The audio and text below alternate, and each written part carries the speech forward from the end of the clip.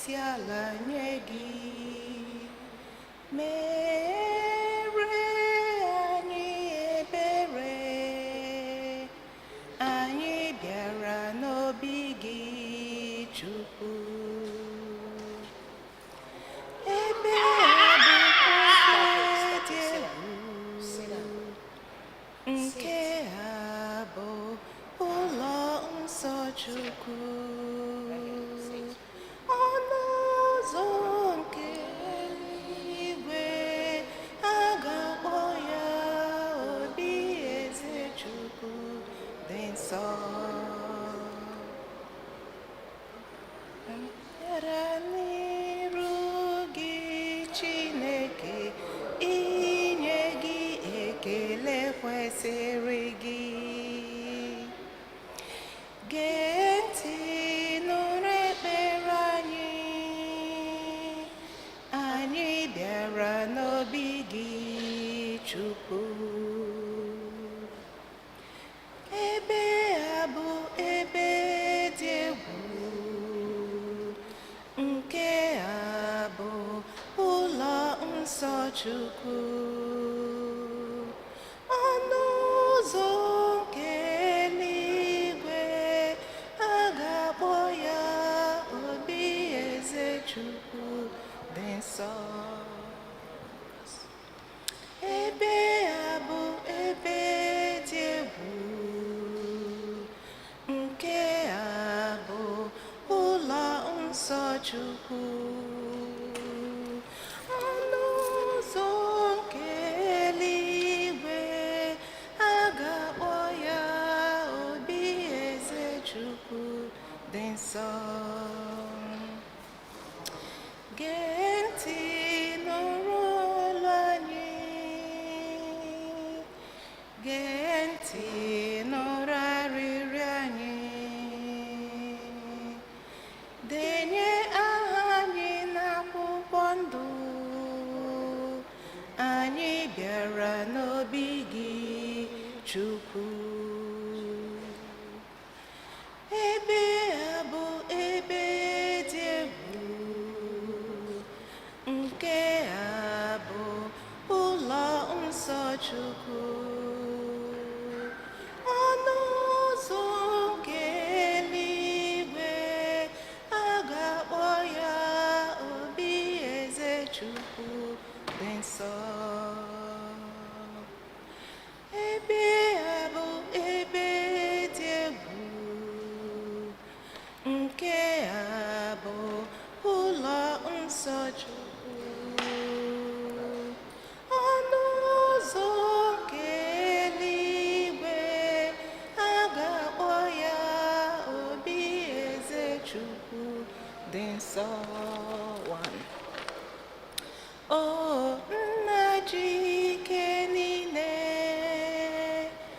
anyị abịago ịkpọ isi ala nye gị.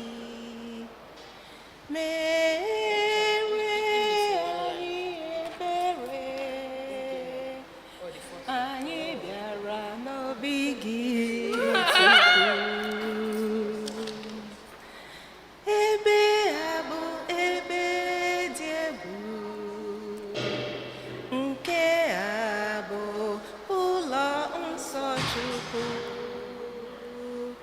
Ọnụ ụzọ nke eluigwe, a ga-akpọ ya obi eze Chukwu dị nsọ.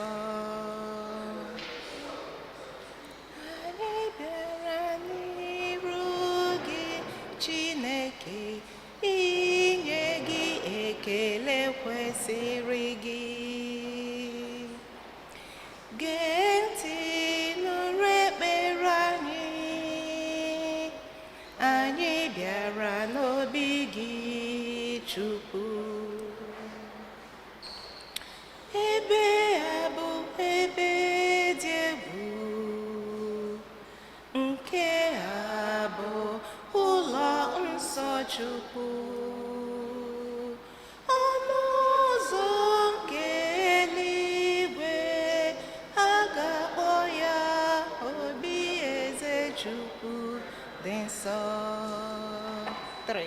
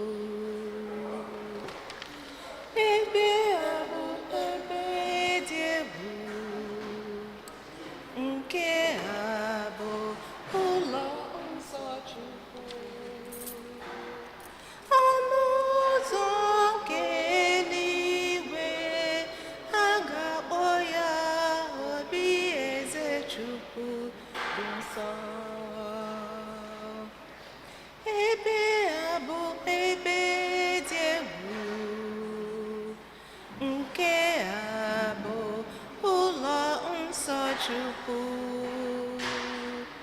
Ọnụ ụzọ nke eluigwe, a ga-akpọ ya obi eze Chukwu dị nsọ.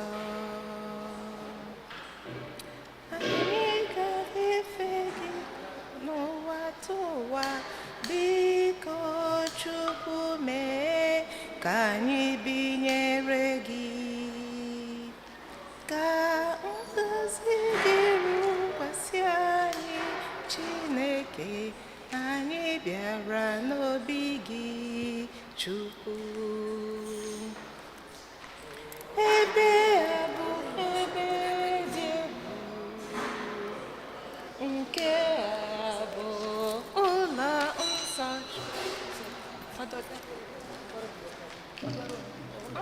Oh, wow.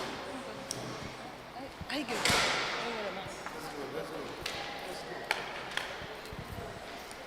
Enwere m aṅụrị oge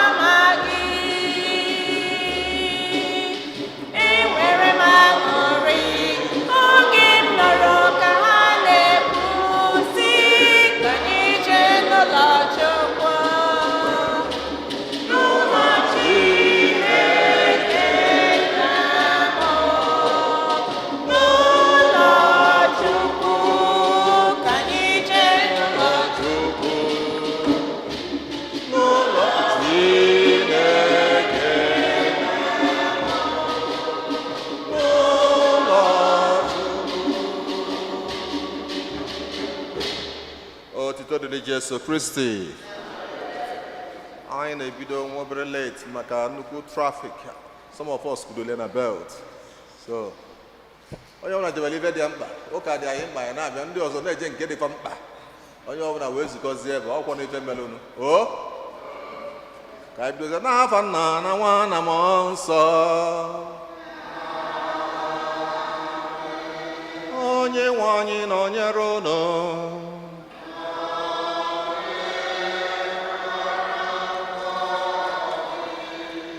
Ajamas anyị na-erunye bụ nke ụka nke 16 otu nzukọ si agụ afọ. Ọ bụla anyị ohere ike na-echukwu maka onyinye nke ndụ, nchekwaba nke ndụ ọ na-echekwabara anyị, otu o si edu anyị na-eje na-abata, otu o si azụ anyị nri ma na-echekwaba ezinụlọ anyị, ka anyị na-enye ya ekene, ka anyị bụkwazị mkparụ na mkpụrụ obi anyị gbakwute ya maka na ọ bụla anyị chi na-ayọ ka izu ụka bụrụ anyị nke a gọziri agọzi site na Kristi onye nwe anyị. N'ụzọ pụrụ iche na Jamasị a na-erunye ya maka ezumike mkpụrụ obi Charles Iro.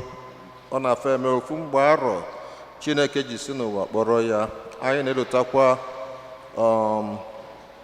ezinụlọ Anthony na Kelechi Obas, ndị na-eme arọ 11 fajiri bụrụ di na nwunye.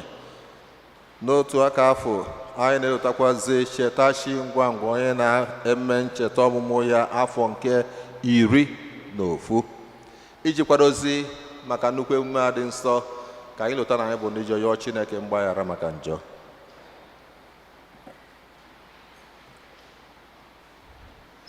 Gị onye bịara n'ụwa ịzọpụta ndị lụghala elụgha, onye nwe anyị mee ebere.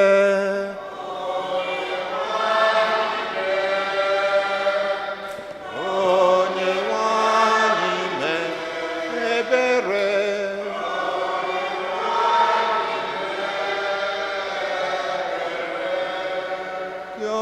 bịara n'ụwa ịtọ ata ndị omenjọ, Kristi mee ebere.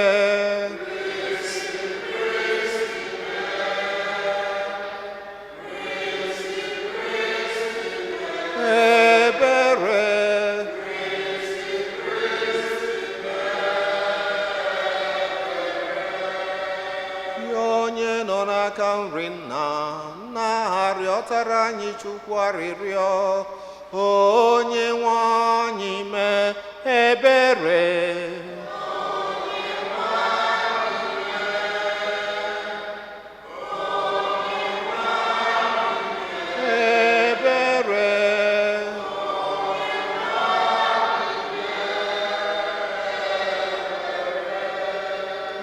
Chineke ji ike niile mere anyị ebere, gbaghara anyị njọ anyị, ga weduru anyị na ndụ ebighị ebi.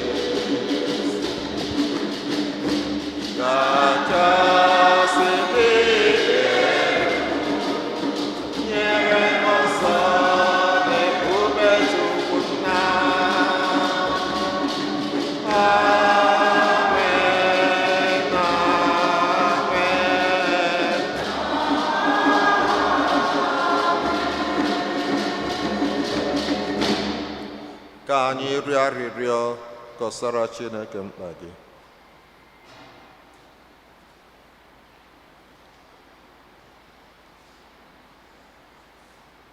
Onye nwe anyị, biko nụ mere anyị bụ ndị ezinụlọ gị ebere, were obiọma gị mụbara anyị onyinye nke amara gị, meenụ ka anyị na-eji okwukwe, nchekwube na ịfụnanya na ịkpọ ọkụ na-efe gị mgbe niile, anyị wee kwụsị ike n'ịtụ anya ọbịbịa gị site n'idebe iwu gị.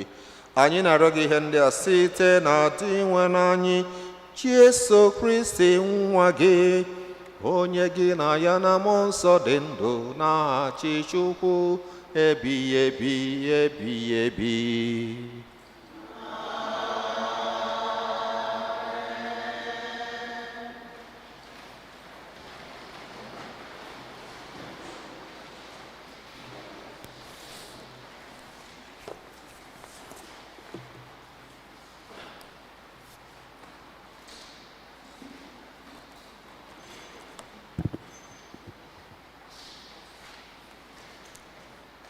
Ihe ọgụgụ ewetara n'akwụkwọ amamihe.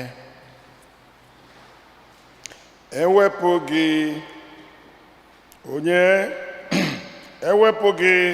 bụ onye ahụ na-elekọta ihe dum anya, o nweghị chi ọzọ dịnụ. Ọ pụtara na ọ dịghịzi mkpa ịkọwabara onye ọzọ ma onye ọbụla na ikpe mara onye ị mara ikpe, n'ihi na ike gị bụ isi iyi ebe ikpe nkwụmọtọ si apụta. Ebe ọ bụ na ihe dum nọ gị n'obe aka, iji ebere elerụ ha niile anya, maka na ị na-egosi ike gị ebe a jụrụ ikwere na ịbụ dike tozuru etozu. Abịa na ndị ma onye ịbụ, ị na-abara ha mba na ha ejighị akọ biri ma ọ bụ eziokwu na ike dum nọ gị n'aka ọba aka.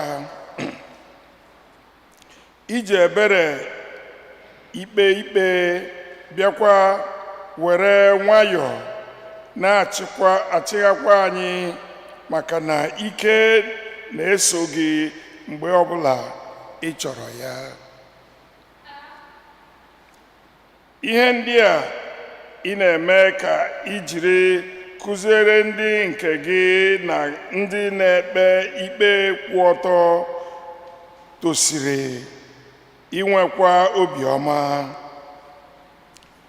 Ị nyekwara ụmụ gị ohere inwe olileanya na ị ga-ekwe ka ha chegharịa na njọ ha. Okwu nke osebụ ụwa. Onye nwe anyị, ịdị mma bụrụkwa onye na-agbaghara mmehie.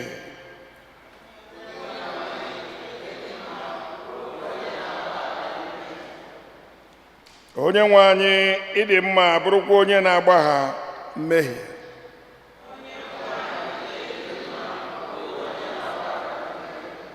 Onye nwe anyị, ịdị mma bụrụkwa onye na-agbagha mmehie. Obiọma gị ebuka n'ebe ndị na-akpọ gị nọ. Biko, onye nwe m, tọọ ntị n'ala, nụrụ ekpere m, zama oku m na-akpọ gị. Onye nwe anyị, ịdị mma bụrụkwa onye na-agbaghara mmehie. Onye nwe anyị, mba niile i kere ga-abịa kpọrọ gị isi ala. Ha ga-eto aha gị, maka na ị bụkwa ọrụ gị dị ebube. Sọ gị bụ Chineke. Onye nwe anyị, ịdị mma bụrụkwa onye na-agbagha mmehie. Onye nwe anyị, ị bụ Chineke onye ebere na onye amara. Ị naghị ewe iwe ọkụ, ịdị egwu na obiọma n'imezi nkwa ikwere. Chee m ntị, mere m ebere, were ike gị nye nwaodibo gị. Onye nwe anyị, ịdị mma bụrụkwa onye na-agbaghara mmehie.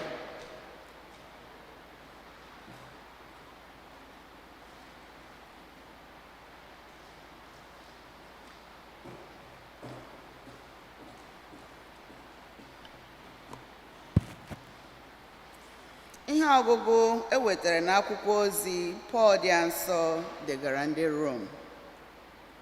Otu aka ahụ, mmụọ nsọ na-enyere anyị aka n'ime adịghị ike anyị, n'ihi na anyị amaghị ka esi ekpe ekpere dịka o kwesịrị. Ma mmụọ nsọ n'onwe ya ji ịsụ ude nke ọnụ na-apụghị ịkọ na-arịọrọ anyị arịrịọ. Ma Chineke, onye na-enyocha obi mmadụ, amarala ihe mmụọ nsọ bụ n'uche, n'ihi na mmụọ nsọ na-arịọrọ ndị nsọ niile arịrịọ dịka Chineke si kwuo. Okwu nke ose bụrụ ụwa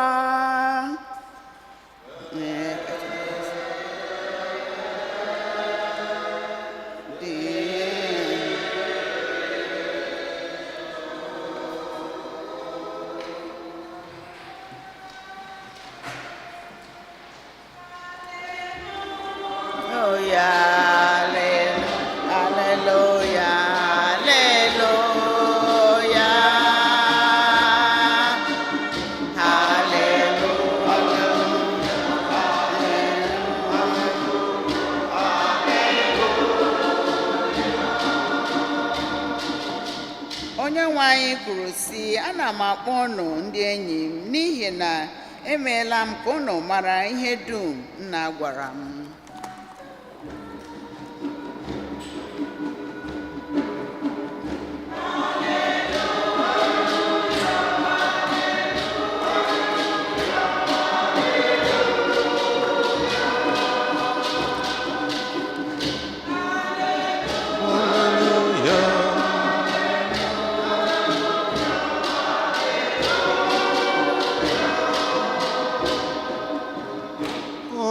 Anyị nọnyere unu.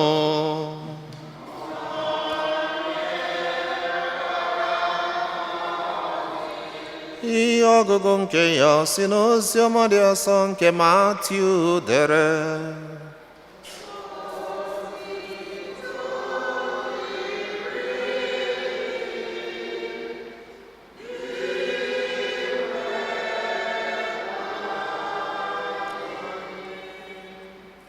Jesu tụrụ igwe mmadụ ilu ọzọ sị, alaeze n'igwe dị ka onye ọrụ ubi kụrụ ezi mkpụrụ n'ubi ya. Ma n'otu abalị, mgbe onye ọrụ ubi ahụ nọ n'ụra, onye iro ya gara n'ubi ahụ kụọ mkpụrụ na-epu ahịhịa n'etiti ezi mkpụrụ ọka ahụ ọ kụrụ. Mgbe mkpụrụ ọka ndị ahụ bidoro ito, ahịhịa ahụ bidokwara ito. Ma ndị na-ejere onye ọrụ ubi ahụ ozi bịara jụọ ya ajụjụ sị, nna anyị ukwu, ọ bụghị ezi mkpụrụ ọka ka ị kụrụ? Ebeekwanụ ka ahịhịa ndị a si bịa?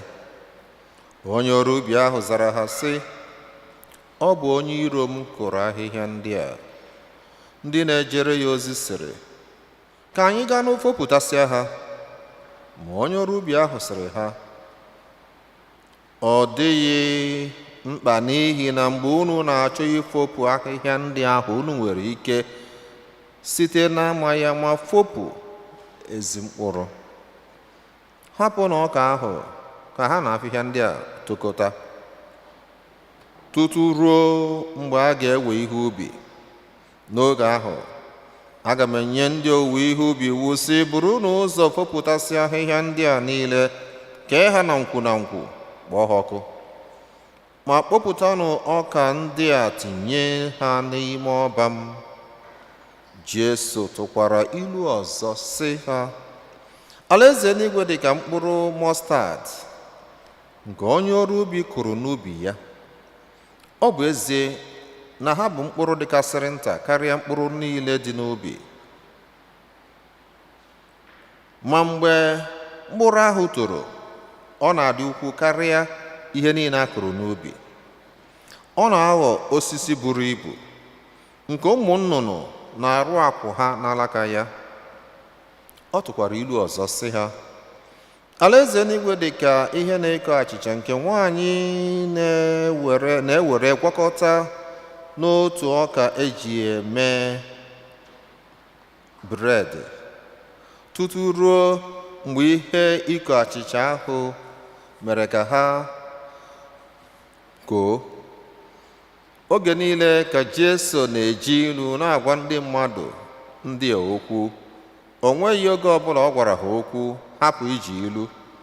O mere nke a ka okwu ndị amụma kwuru mezuo, n'ihi na ha buru amụma sị, aga m eji ilu kwuo okwu mgbe m ga-agwa ha okwu, aga m agwakwafa ihe niile mmadụ ọbụla na-amaghị site n'oge e kere ụwa. Emesịa Jesu hapụrụ igwe mmadụ ahụ n'ezi baa n'ụlọ. Ndị ụmụazụ ya bịakwutere ya sị ya, kọwara anyị ihe ilu ahụ ị tụrụ pụtara, ilu banyere ahịhịa puru n'ubi akụrụ ọka. Jesu zara ha sị, ọ dị mma, leenụ ihe nkọwa ya bụ, nwoke ahụ kụrụ mkpụrụ ahụ bụ mụ onwe m. Ubi ahụ ahanyere mkpụrụ ndị ahụ bụ ụwa. Mkpụrụ nke akụrụ n'ubi ahụ nọchiri anya ụmụ nke alaeze ahụ. Ahịhịa ahụ pụrụ n'ubi ahụ nọchikwara anya ụmụ ekwensu.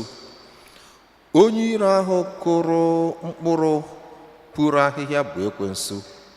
Owuwe ihe ubi nọchiri anya ọgwụgwụ oge. Ndị owuwe ihe ubi bụkwa ndị mmụọ ozi.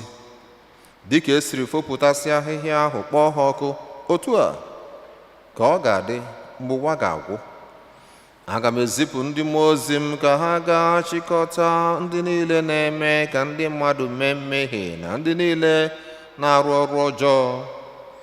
Ha ga-atụba ndị a n'ime ọkụ, ebe ha ga-anọ na-akwa akwa na-atakwa ikikere eze. Ma ndị niile bụ ụmụ Chineke ga-enwu dịka anyanwụ n'ime alaeze nna ha. Ndị nwere ntị ịnụ ihe ha nụrụ. Ozi ọma nke osebụrụ ụwa.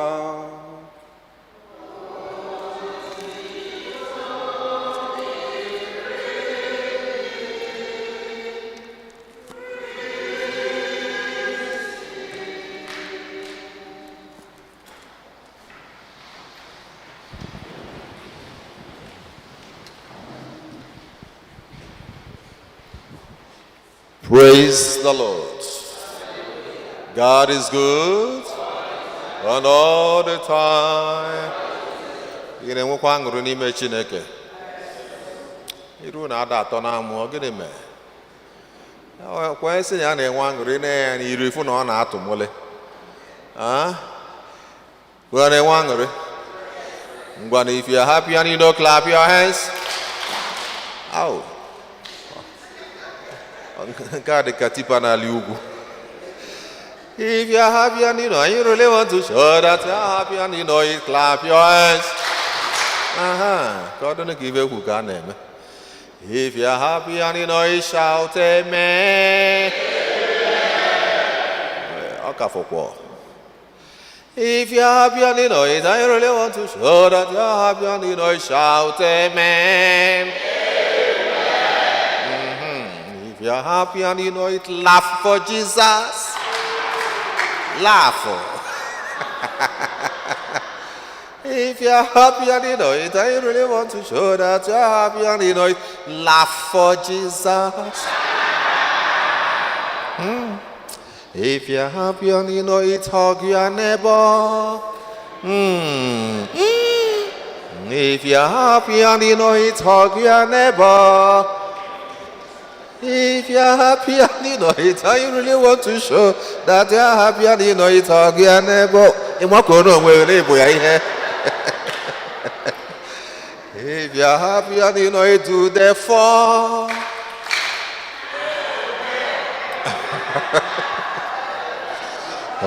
Onyo mani dere mumma Onyoma idere mumma onye na-eme mma onyoma idere mumma onye na-eme mma onyoma idere mumma omemma onye ọma na-eme mma,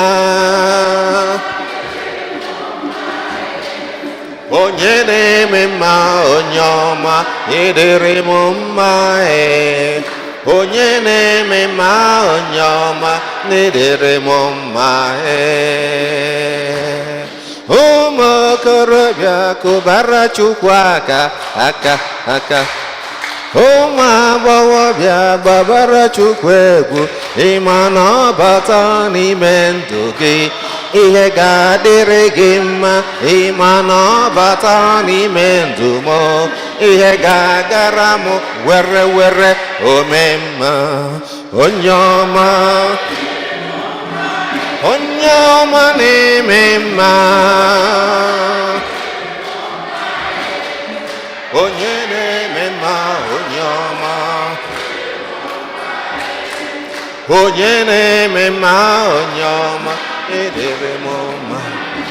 Jizọs bụ Chiji mma, jide ji n'aka, onye nwe m bụ Chiji mma, jide ji n'aka, onye wanyere ya ga-eri ihe, wanyere m ka m rie, onye wanyere ya ga-eri ihe, wanyere m ka m rie.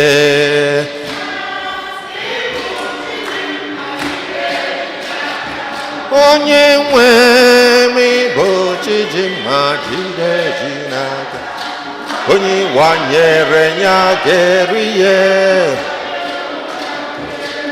onye wanyere ya ga-eri ihe.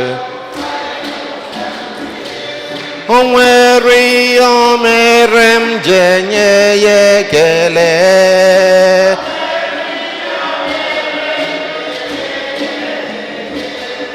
o nwere ololo m ji enye ya ekele,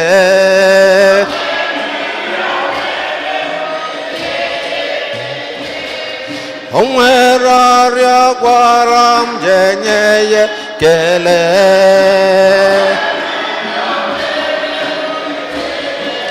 nye ya ekele, onye obiọma,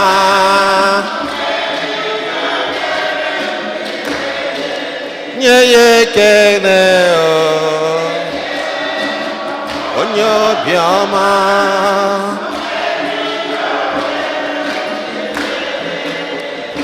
There is something that makes me come into your presence.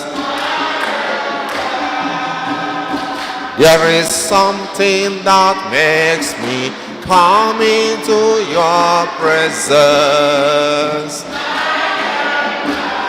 My helper,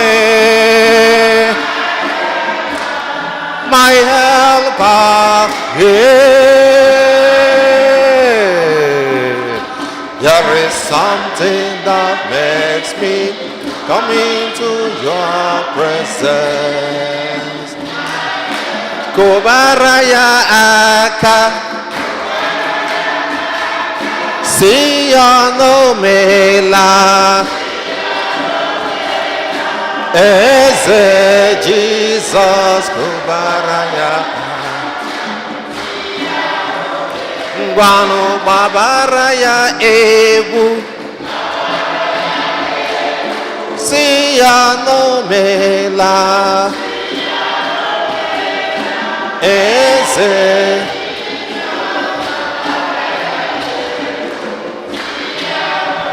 Asingi febere ya aka, si ya no mela,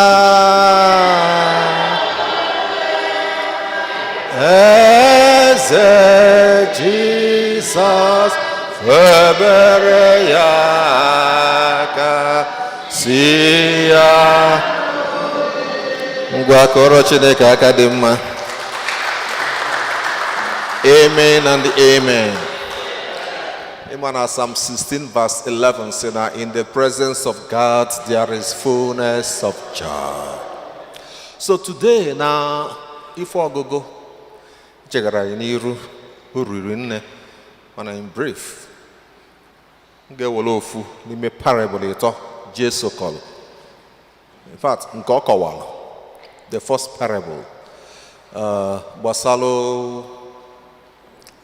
ọka akụrụ n'obi ya na gịnịkwa na afịfịa ata ọka na ata. Onye nwe ubi kụsịrị mkpụrụ ọka. Kere onye kụrụ ata afọ? Ekwensu, onye iro. Kedu ife ọzọ ya akpọkwa ya? Onye mmebi. Gịnịkwa ọzọ? Ajọ mmụọ. Gịnịkwa ọzọ? Obi ọjọọ. Gịnịkwa ọzọ? Ekwugo obi ọjọọ. So ebe a niile akpọgara afa, a na-afụ ya ma ọ na-aga. Kedu ife o ji alụ ọrụ? Mmadụ. So na mmadụ kụsịrị ọka n'ubi ya, mmadụ ọzọ ejeme gịnị? Ọnya bụ ife melụnụ. Ịma na akpọọ ya ekwensu, kpọọ ya ife niile afa, edekoreti ya ọfụma, chọọ ya mma. Ya ebe ọ dị ọta aka, mana achọ iwetu ya nị asị na ọ gịnị? Mmadụ. Now, pasị na mmadụ ka a na-aya ịmara ukwu. Now, onye Jesu kọwakwara n'ebe a, ọ sị na onye kọrọ mkpụrụ abụ nyanwa bụ Chineke, right? Then ekwensu welụkwa ndị mmadụ tinye nke bad influence among people, right? Then onye na-ejeli ozi wee sị onye nwe anyị, kedu ife a na-egbu oge ka anyị fopụsie nunu ajọ ife niile a ka udo wee dị? Kedu ife osisi mee? Ife afọ dị mma, ọ dị mma. Ife nsogbu ji dị n'ụwa, the problem of evil in the world, na Chineke kechara ụwa si na ụwa o kere mere gịnị? Dị mma. Ekwensu wee si n'ime one ndị wee mebibi ya, ajọ ife wee dị. Ọ dị mma otu afọ ka oke efopụsi ife niile a. Kedu nke ka mma? Ọ sị rapịa nya dị, ọ sị rapịa. Anaghị ekele m ka foto ifu nụrụ mbụ, ị na-afụbu m mbụ nụnụ. Ọ sị rapụ ajọ ife a ka ọ dị, ka mmekpa arụ a wee dị, ka ọ sị kilia ife a ka ụwa dị mma na ife a karịa. Kedu ife a ya emie? Si kilie, si kilie. Ọ bụrụ na ịrịba ajọ omume anyị na-ama, ọ bụrụ na ịrịba mmehie anyị niile ama, nna n'iru gị papa, ị ka asịsị kilie, ị ka asịsị kilie. Ọ ka mmarụ n'ebe anyị na-eje. Ọ bụrụ na asịsị kilie, onye nwe anyị esorokwa m kwuo nọ na ajụrụ m faza. So now, ifugu ife Chukwu ji si wee ndidi, ebe nchọrọ ka anyị lota taa bụ one of these beautiful attributes of God bụ patience, ndidi. And ị na-efụ na ndị mmadụ adabazi ụmụva ndidi amaka. Why? Adabakebezie ya modern Igbo names na-anụzi kịta, adama anụzi ndidi amaka. Maka gịnị mere aha abazie? Ọkwa na-edigide for so long, a na-edi. Kedu ife a na-abakalịzi? Favor, mmeso ọma Chukwu, mmeso ọma, favor, divine, chisimụdị, kedu ife mezili ndidi? Unu afụgo ebe esi nwebe erosion of values. Our value system, erosion ebubegi we erode because now all the reflected na language. My language is a vehicle of culture. Or if I preserve when I communicate with culture. So if we na asụsụ anyị ife ndị afọ ndị nna anyị fa ji wee chekwaba value, anyị nwa tonite si na ife afọ ihe mgbe ochie ọkwa wee werozi ife agba ọfụ isi wee dị anyị ka ọ dị anyị. Ọ dịkwa ọmakakwa rinne na a na-enwe this Igbo Mass. Ọmaka rinne ọ dịkata enwe ife lotala anyị ebe anyị si, maka na a na-alụ ndị ifefa ji ama mmafa alụọ. So ofu ife na-eme ndị mmadụ ji ya eluzo identity bụ once their culture fa drop ya welụzie nke ndị ọfụ fa nọbe ha alụ eme ife chekwabalụ ụka o ji luo anyị aka. During persecution, ndị apọstụl ebe ọbụla fa gbajere ọsọ fa na-eji gị na-eje fa na-eji ụka ejebe falụkwa fa na-ezo na-eme ife megide o wee luo aka like ndị Jew. Ebe ọbụla efuru fa, they go with their religion and with their culture.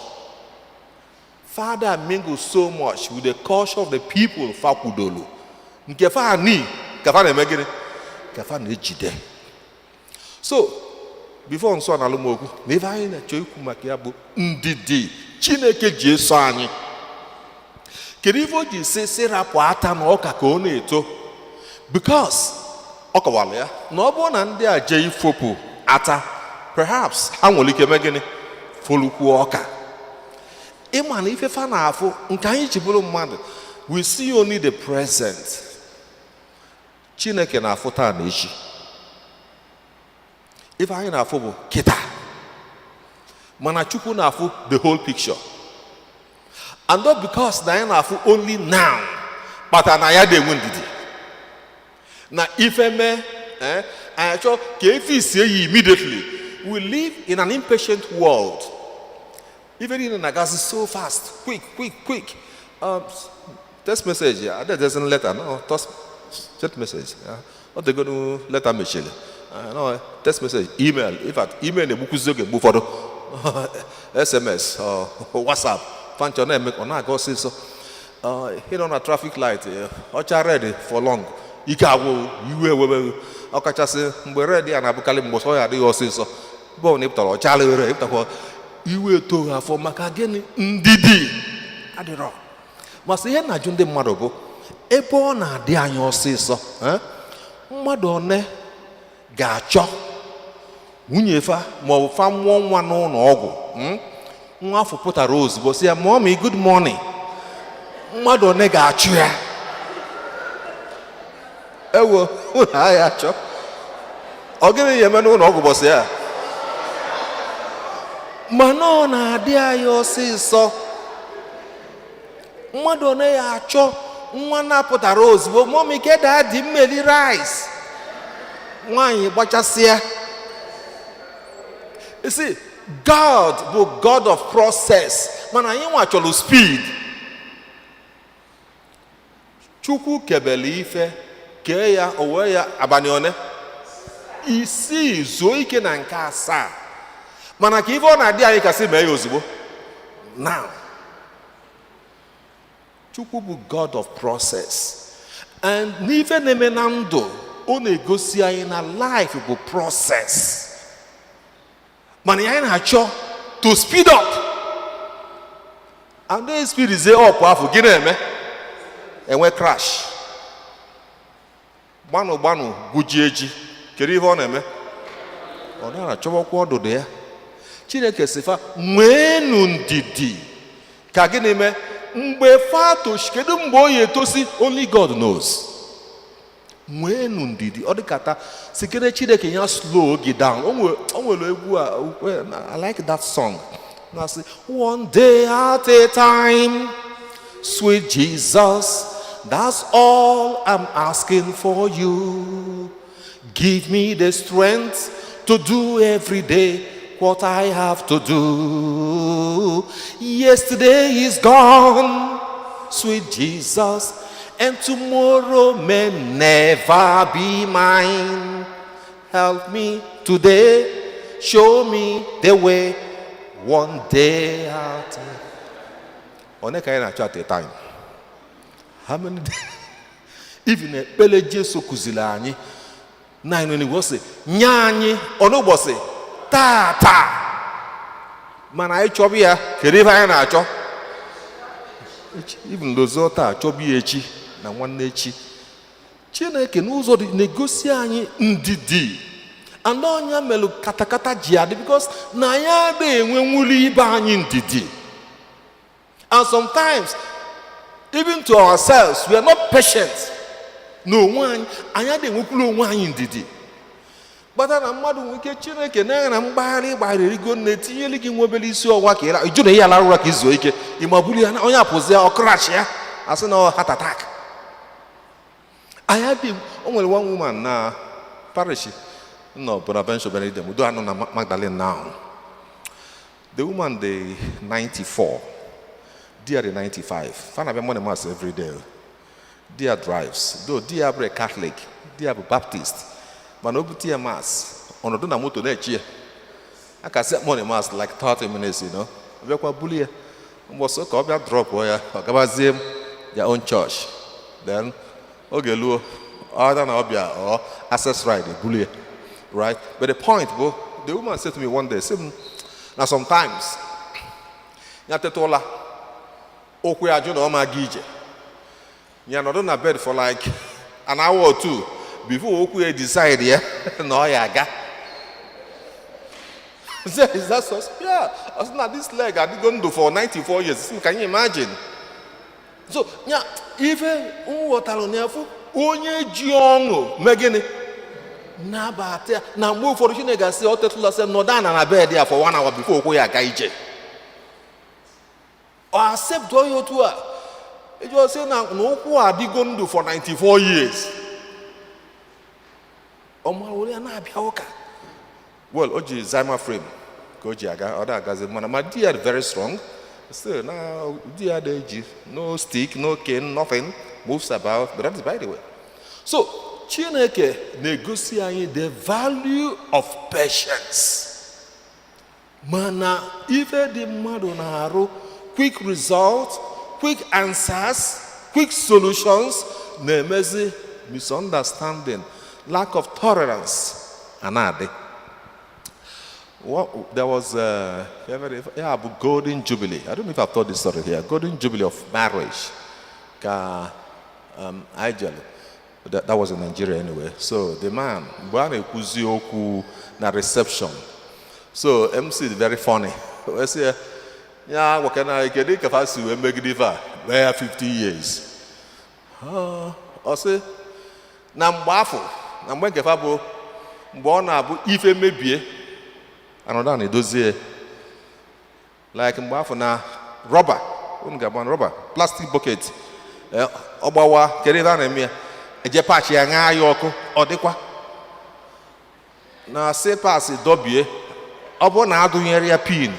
Ma ọ bụ onye na-akwachi ife akwachie ya ana-eyikwu ya bucket mmiri jerikan mmiri gbapuo edozikwu ya na mgbe afọ na na-abịa enwe function ụdị ya emelụ ngana ụmụ ya na-emeli ya ife a mele that Golden Jubilee na ụdị afọ na a na-eke mmiri nọ na jerikan onye ṅụrụ ibi ya ṅụrụ ofu iko afọ wole ya na-aṅụ ọma n'abalị onye ọbụla ọ sị mana kịta azị na nke enwezibu nke disposable na kọpụ ọsọ na afọ afọ eji eli nita no disposable kọpụ eji aṅụ mmanya disposable ngazi eji eli nri disposable ọsị na ife niile abụgo gịnị ife ahụ bụ eziokwu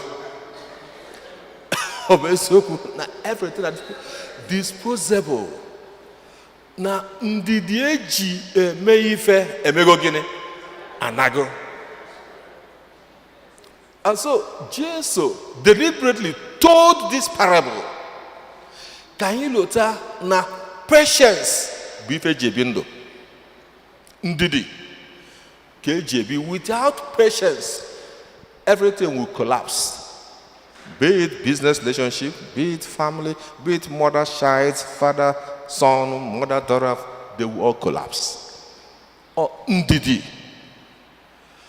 Anọ ya because na ndị mmadụ na-afụzi na onye dibe ọka ya njọ. Onye ọbụla chọwazie ka gịnị mee? Na ya ekwu ya.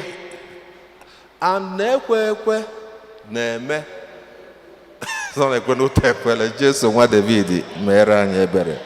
So how do we cultivate this virtue of patience? I will mention two for time. One, inwe trust in God. Nya, ikweta na ife niile dị n'aka onye n'aka Chukwu. Ikweta nwuru ana no n'aka Chukwu ka ọ dị. It will slow you down. Ikweta na ọ dị n'aka Chukwu, onyelu ya aka nke chi fotana ime gịnị? Iwele ya. After the Bible says, now Isaiah 60 verse 22, when the time is right, I will make it happen. So, no n'aka ya ka ọ dị. Mgbe oge ife afụzuru, o mee gịnị? O mee. Yeah, number one, that's the first step. Esi enweta patience. Believing that it's in the hands of the Bible. Chineke says, apart from me, you can do nothing. So, no n'aka ya ka ọ dị. Nke ịbụọ, ekpere. Maka na mmadụ commit even ekpere bụ na ọ dị ka ị hand over to God. See that I've done my bit. Chineke, over to you. Otherwise, without patience, as I said, a man okenofia ngwele nebe n'ọsọ. Ụfọdụ na-asị n'ụlọ, mụ na ngwele ahụ ebikwa, ngwele banye n'ọfịa. Okenofia ngwele nkie. So my dear friends, Lord, today, Lord told this parable to remind of this beautiful attribute Chineke nwere. He is a God of patience. And can you lota na even onye afọ anyị jụrụ na anyị ama enwelu ndidi. Lota na o nwere onye melụ gịnị dịzụ mma. Ife Chukwu ji enwela anyị ndidi bụ na every sinner nwere future. Every saint nwere past. You recall St. Paul the apostle, ọkwụrụ malian, kedu ife ọ na-emebu? Persecutor of Christians. St. Augustine of Hippo, ọ bụrụ ọdụ onye ụka. Ya ọ bili ndụ bie ya biluo ya n'isi ụfọdụ tinye jara. Yet, ọ bụ a great saint in the church. St. Augustine of Hippo. Judas akpọrọ ya ize meso bitru Jesu. So, God sees the bigger picture. And that is why na anyị ga-eji ndidi wee na-ewe ife ọbụla ọ rapụ ka ọ bịara anyị na ndụ. Ka anyị Chukwu na jamasa ndị nke m fụrụ n'anya, ka Chineke nye anyị that virtue of patience. Ka anyị mụta how to hand over things to God and let Him take control. Onye nwe anyị nọnyere unu.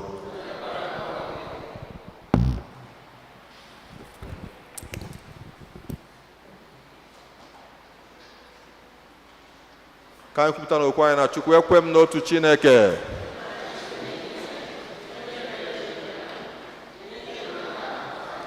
Na ndị anaghị ahụ anya ya na otu onye nwe anyị Jesu Kristi, so otu nwa Chineke mụrụ, nna mụrụ tupu ụwa tụ ụwa niile. Chukwu si na Chukwu, ezi Chukwu si na ezi Chukwu. A mụrụ ya mụ emeghị eme, ya na nna bụ otu ihe n'ihe a ji bụrụ Chukwu. Onye si na ya mee ihe dum, onye maka ihe anyị bụ mmadụ na maka ihe nzọpụta anyị siri n'eluigwe gbarata. O were ahụ na Virgin Maria site na mmụọ nsọ ọ bụrụ mmadụ, abịa kpọgbuo ya n'obe n'ihi anyị n'oge ọchịchị Pontius Pilate.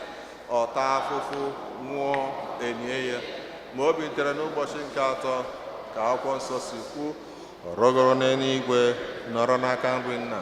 ma ọ ga-abịaghachi ọzọ n'ebube ya ikpe ndị dị ndụ na ndị nwụrụ anwụ ikpe. Onye ọchịchị ya na-enweghị njedebe.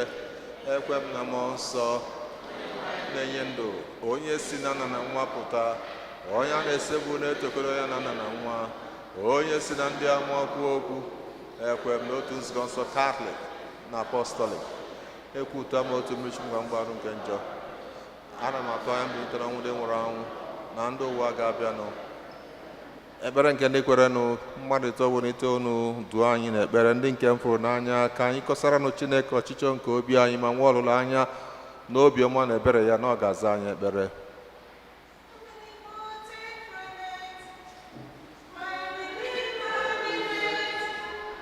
He will answer my prayer when the time comes. Bennett,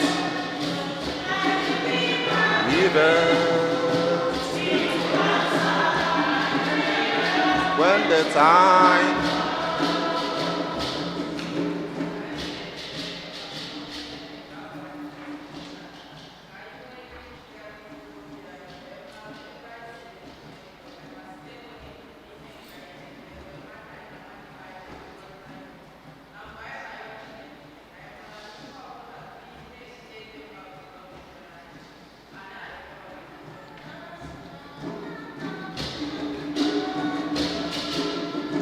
omnipotent reigning, my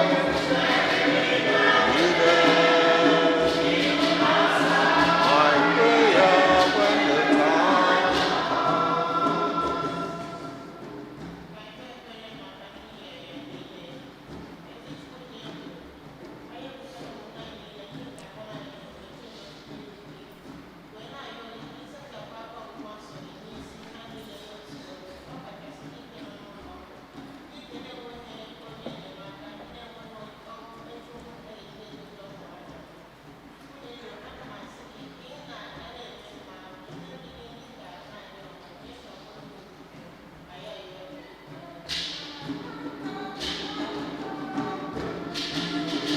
omnipotent reigning,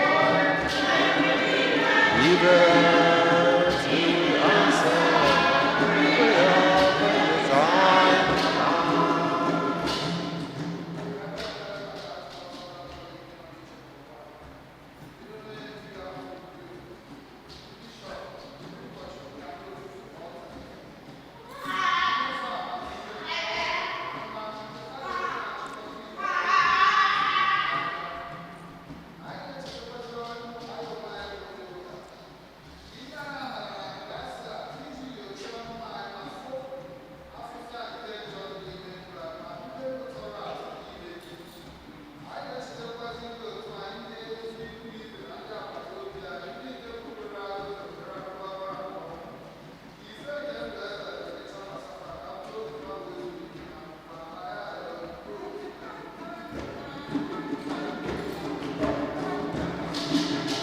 Omnipotent reigning, my Redeemer liveth.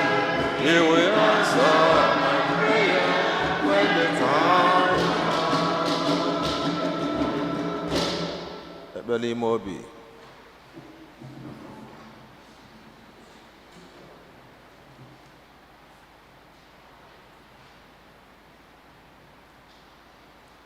Ka anyị bụrụ arịrịọ anyị niile ndị a ma ndị anyị nerotara tinye n'aka nne dị nsọ Maria ka o bugara Chukwu site n'ikpe ekene Maria.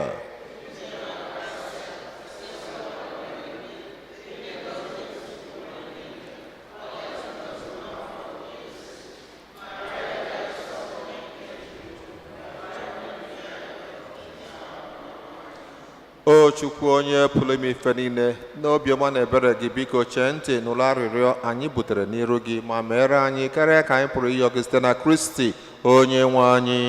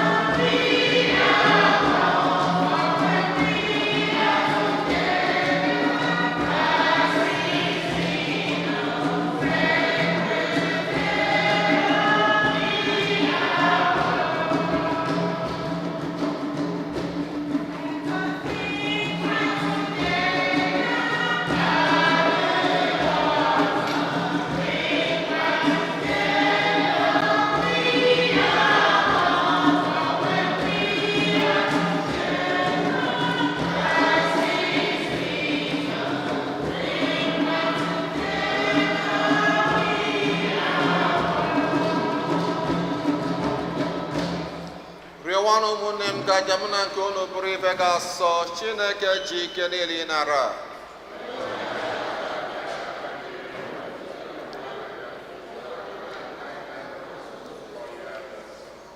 Chineke anyị idola so otu aja zuru oke asọ were ya dochie anya ọtụtụ aja nke agba ochie. Biko na unara aja nke ndị ezinụlọ gị ji obi ọcha na-ebutere gị. Gọzie ya dịka isi gọzie aja Ebel. Dokwa ya sọ meenụ ka onyinye onye ọbụla n'ime anyị na-ebute maka otito nke ebube eze gị wetara mmadụ niile nzọpụta. Anyị na-arịọ gị ihe ndị a site na Kristi onye nwe anyị. Onye nwe anyị nọnyere unu.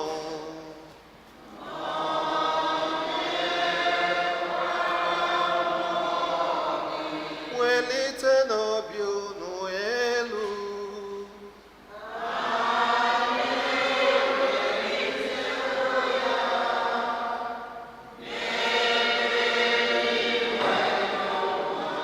Anyị nyenụ dị nwenụ Chukwu anyị ekele.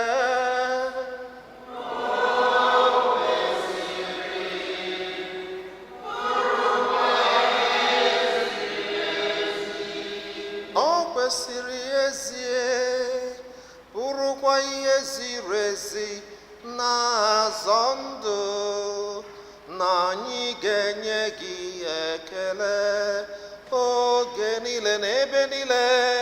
O nna dị nsọ, Chineke ji ike niile, onye dị ụwa tụ ụwa site na Kristi dị nwere anyị, onye sitere n'obe ya na mbilite n'ọnwụ ya zọpụta anyị na njọ na ọnwụ ebebe, sitekwa na ya kpọbata anyị n'ọkwa dị otito nke anyị ji bụrụ agbụrụ ahọtara ahọta, ndị nchụaja nọ n'ọkwa eze, mba dị nsọ, ndị Chineke nwetara onwe ya, ka anyị bụ ndị si n'ọchịchịrị kpọbata n'ihe nke gị dị ebube na-ekwupụta aka ọrụ gị n'ụwa niile. N'ihi nke ya anyị na-eso igwe ndị mmụọ ọma niile nke eluigwe na-eto ebube gị oge niile n'ukwe na-ekwe.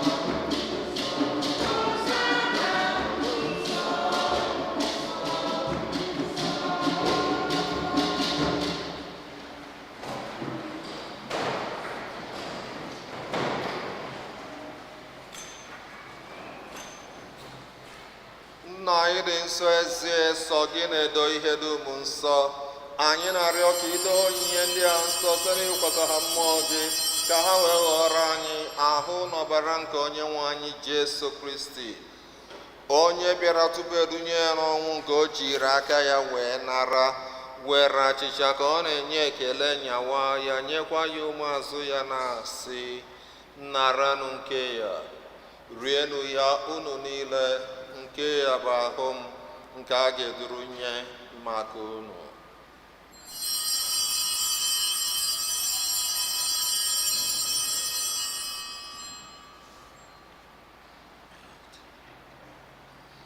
Otu ọkwa ka o si mee mgbe ha richara nri anyasị, o buru iko nsọ ka ọ na-enyekwa ekele, bunye ya ụmụazụ ya na-asị, naranụ nke ya, ṅụọnụ ya unu niile, nke a bụ iko nsọ nke ọbara m, nke ọgbụgba ndụ ọhụrụ dị ebighị ebi. A ga-agba ya n'ihi ụrụ na n'ihi imere ime mmadụ, ka e were gbaghara njọ ga, na-emenụ nke ya na ncheta nke m.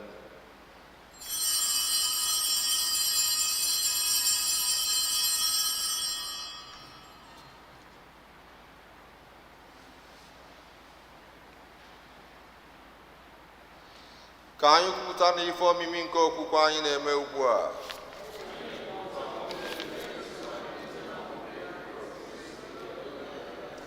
Nna, na ncheta nke ọnwụ na mbilite n'ọnwụ nke nwa gị, anyị ebunye gị achịcha nke ndụ na iko nsọ nke nzọpụta.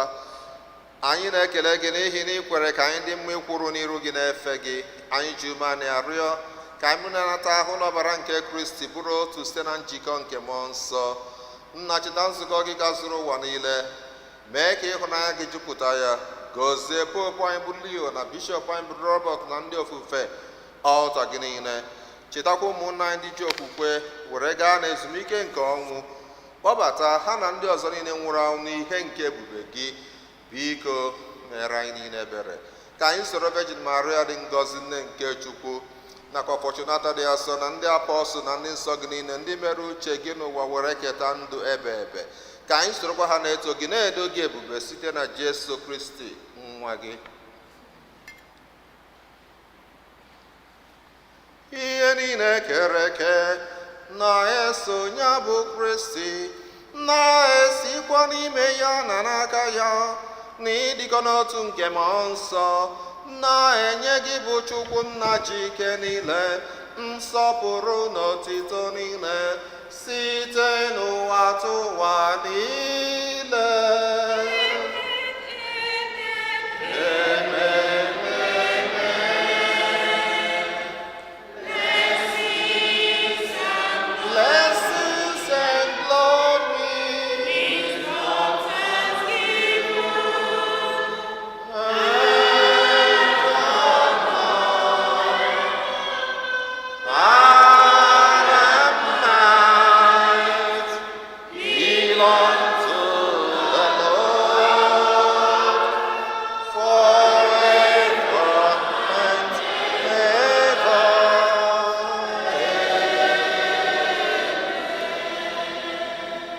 Ụmụnna, ka anyị were n'ebere ahụ onye nzọpụta anyị kụziri anyị wee kpọkuo Chukwu Nna.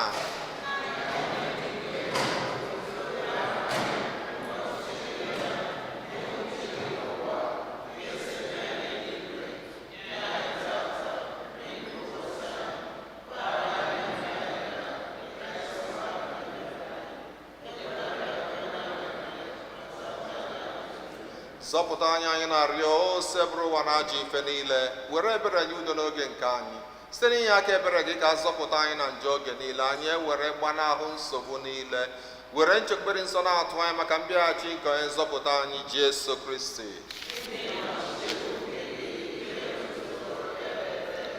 Onye nwe anyị Jesu Kristi, ị gwara ndị apọstụl gị, udo ka m na-ahapụrụ unu, udo nke m ka m na-enye unu.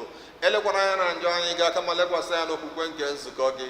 Nye ya udo na ịdịkọ n'otu ka uche gị siri chọọ, gị bụ onye dị ndụ na-achị ebe ebe ebe ebe. Udo nke ose bụrụ ụwa dịrị unu mgbe niile.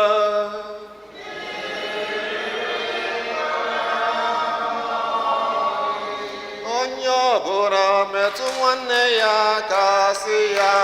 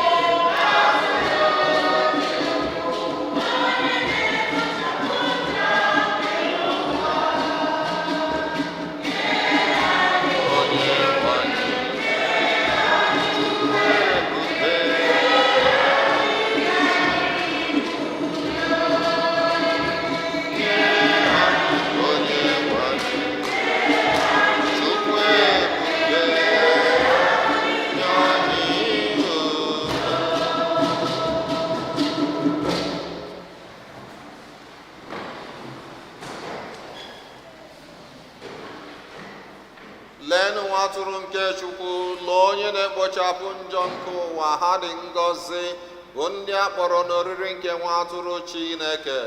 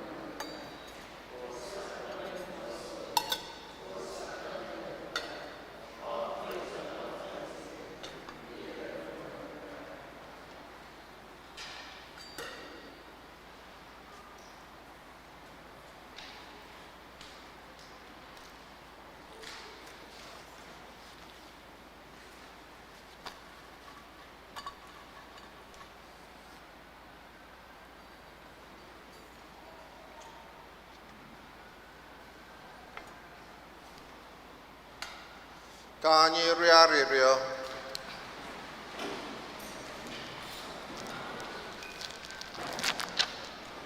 Onye nwe anyị were ebere nọnyere anyị bụ ndị nke gị. I werela ihe omimi nke eluigwe zụọ anyị, biko n'unye anyị amara nke ga-enyere anyị aka ịhapụ ochie ụzọ anyị na-aga wee bibezie ndụ ọhụrụ n'ime gị. Anyị na-arịọ gị ihe ndị a site na Kristi onye nwe anyị.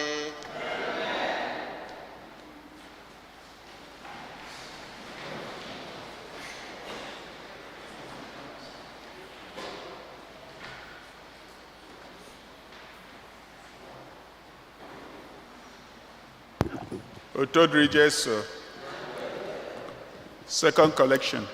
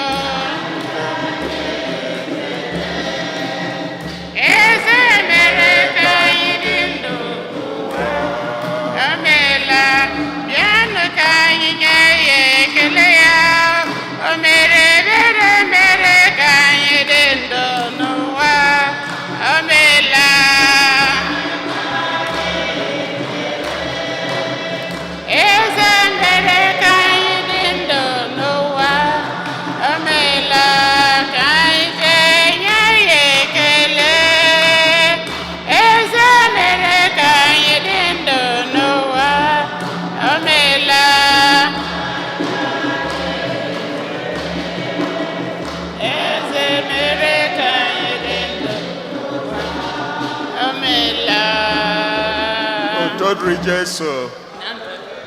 Here a parish announcement. Let's support the annual Catholic appeal. Our goal is $26,804, and together we can achieve it. Every gift matters. Envelopes are available in the back of the church. Thank you for your generosity. The flower circles from our garden are now available for dedication during the summer months. The minimum donation is $30. We have many circles available. To reserve yours, fill out the form in the bulletin. Registration for our religious education classes is now open. We welcome our families to enroll their children and continue growing together in faith. For more information or to register, please contact the Rectory office. Please note that the Rectory will be closed on Fridays during the summer.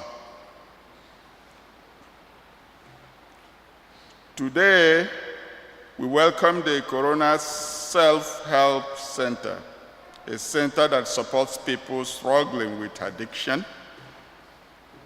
Are they here? Are they here? No? Okay. All right, they are not in the church here. They are supposed to share their testimony with us. Otodri Jesu.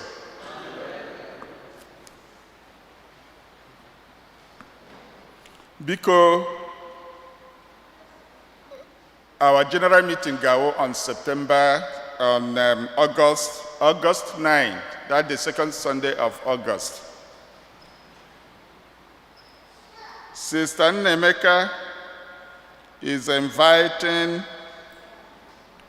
reminding the Nigerian senior citizens of New York that Nahage a meeting on again on August 8 ọ by 10:30 a.m. to 11:45 a.m. na Clement the Pope Church. So it's in. I already forwarded the flyer and the announcement. Forwarded it to our platform. So please go there and read it, and remember the date. We'll be announcing it every Sunday.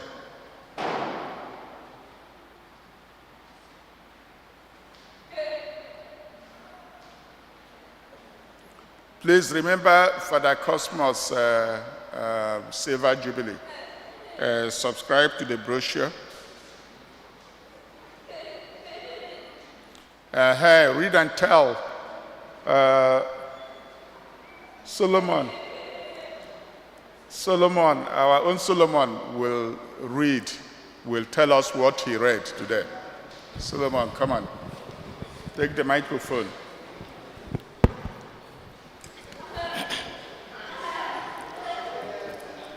Otito didi Jesu. So today, the verse I'll be talking about is Psalm 55, verse 22. It says, "Cast all your burdens onto the Lord, and He will sustain it, and He will not let the righteousness be moved." And when you're hearing about this verse now, I know you all know what it means already, that you should give your problems to the Lord, that all your burdens you should give it to the Lord. But the real problem is that most of you people here, you don't know how to do that. You all take it with a grain of salt, which is a very big problem nowadays. We all have these weights on our shoulders. We all have something tying our heart down, and we never know how to fully explain ourselves and talk to each other. That's the real problem nowadays, that we all like to keep it to ourselves. And I'm here to tell you that that God is with us no matter what.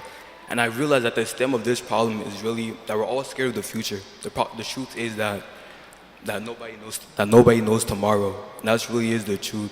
Nobody knows tomorrow. And this made me realize that if nobody knows tomorrow, everybody's anxious for some reason. Everybody's anxious that, oh, this obstacle in front of me right now may affect my job or my work or anything that's about to happen to me in the future. But what I came to realize is that spiritually, mentally, and physically, God is always with us, and He'll forever be with us no matter what's happening. So whatever obstacle is in your way, whatever burden you think is going to set you back, just know that God is going to push you back forward 10 times more, and that's honestly the truth. So I'm here to tell you guys today that no matter what's happening inside your life, even if you can't talk to your peers or your family, just know that God is always standing by with you, and He's always going to be with you. Amen.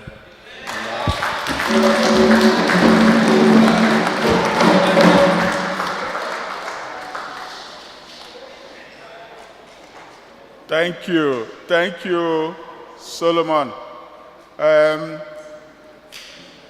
Our children, our young people, please, we are waiting for volunteers for next Sunday. The next Sunday is still open.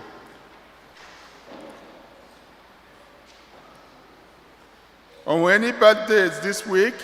Anybody celebrating their birthday?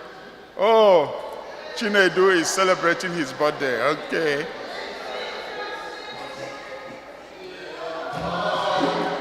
Bring him out. Bring him out.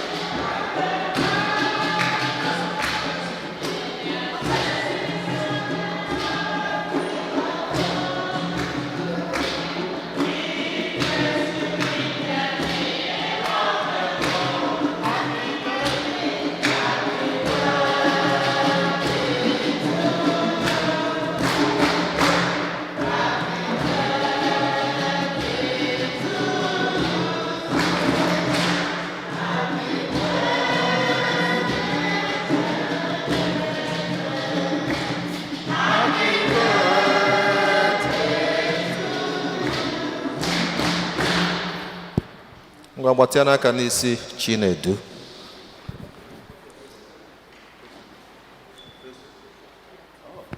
Right, good. Heavenly Father, we present to you our sons before you who are celebrating their anniversaries of their birth. We thank you for the gift of their lives. We thank you for the gift of Chinedu. As his name goes, Chinedu. Lord, lead him, guide him, be with him. May your plans for him come to fulfillment in this present life. Lead your little children. Bless every day of their lives. Emeka, Chukwuemeka, Chukwuma, and Chukwuemeka. Oh, and all of them here. Father, we pray down your blessings upon them.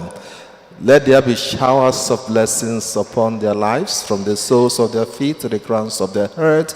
May whatever that you do not know happen in their lives. May every day of their life be a testimony to your goodness through Christ our Lord. May the Almighty God bless you and keep you, Father, Son, and Holy Spirit. Happy birthday.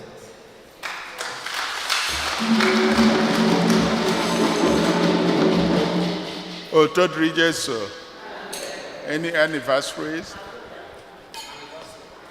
Anniversary? Now. Okay, speaking of anniversaries, Mass here, part of this Mass is the celebration of the 1 year departure of our own Chibundo, Charles, this is 1 year ago that he died. So the parents are celebrating the remembrance today in this Mass. After the Mass, Hagachoka, members come, step out to the parking lot, so they will have some refreshment. May the soul of Charles and the souls of all the faithful departed through the mercy of God rest. Amen. When they are the first time worshiping with us here today, and there are people worshiping with us for the first time in this church. Okay, I will wish everybody a happy rest of Sunday. Otodri Jesu. What?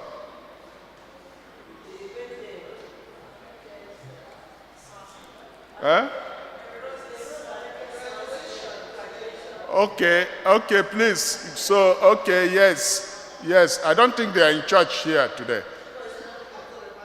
Okay, please. For Ndina Elotaha, Ifeanyi is celebrating his birthday somewhere in Queens. His graduation and birthday. So please, the information is on our platform. The address is there, please. You can find a place after the Mass. Otodri Jesu.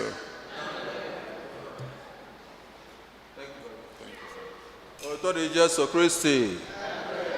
Ọkwa ekelekwa mmadụ ncha maka isonye ọfụma na Jamas. Ekpere anyị bụ n'izuụka ga-abụ na nke a gọziri agọzi n'aha Jizọs. Onye nwe anyị nọnyere unu.